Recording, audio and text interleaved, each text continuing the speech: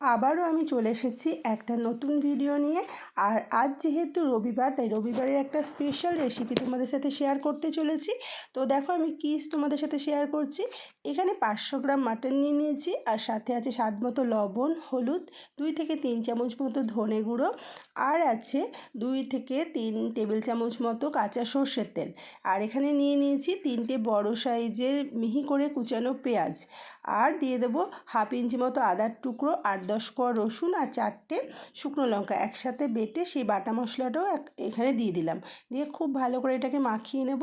মাখিয়ে আধ ঘন্টা থেকে 1 ঘন্টা মতো রেস্টে রেখে দেবো, যাতে মাটনটা খুব ভালোভাবে সেট হয়ে যায়। এবার কড়াইতে আমি সর্ষের তেল বসিয়ে দিয়েছিলাম। সর্ষের তেলটা ভালোভাবে গরম করে নিতে হবে।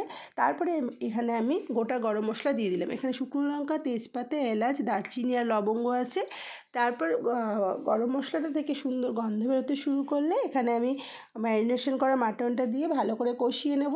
আর এই সময় কিন্তু আমি এখানে একটু রং হওয়ার জন্য কাশ্মীরি লঙ্কা গুঁড়ো দিয়ে দেবো।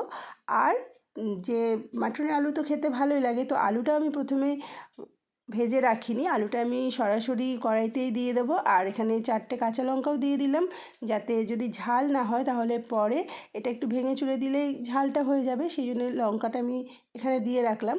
এবার আলুটাকেও দিয়ে দিয়েছি।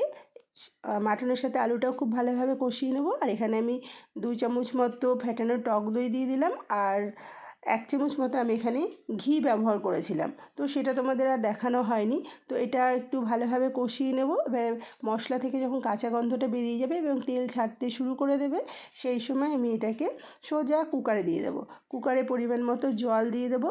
দিয়ে আমি এটাকে ঢেকে 2 থেকে 3টে সিটি দিয়ে আমি এটাকে রেস্টে রেখে দেবো। আর নামানোর আগে এখানে আমি 1/2 চামচ মতো গুঁড়ো গরম মশলা দিয়ে নেড়েচেড়ে নামিয়ে নেব। তো কেমন লাগলো বন্ধুরা আমার আজকের এই রেসিপিটা অবশ্যই কমেন্ট করে জানিও।